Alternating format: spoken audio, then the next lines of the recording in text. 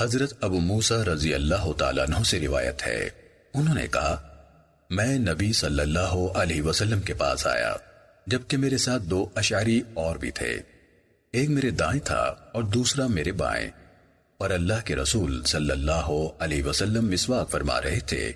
ان دونوں نے آپ سے کوئی عہدہ مانگا۔ میں نے کہا قسم اس ذات کی جس نے آپ کو سچا نبی بنا کر بھیجا، انہوں نے مجھے اپنے دلی ارادے سے مطلع نہیں کیا اور نہ مجھے اندازہ ہی تھا کہ یہ کوئی عہدہ مانگیں گے۔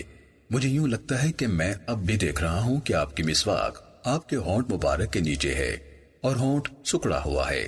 آپ نے فرمایا تحقیق ہم سرکاری منصب پر کسی ایسے شخص کا تعاون حاصل نہیں کرتے یا ہرگز نہیں کریں گے جو اس کا طلبکار ہو، لیکن اے ابو موسیٰ تو عہدے پر جا۔ پھر آپ نے انہیں یعنی ابو موسیٰ کو حاکم بنا کر یمن بھیج دیا۔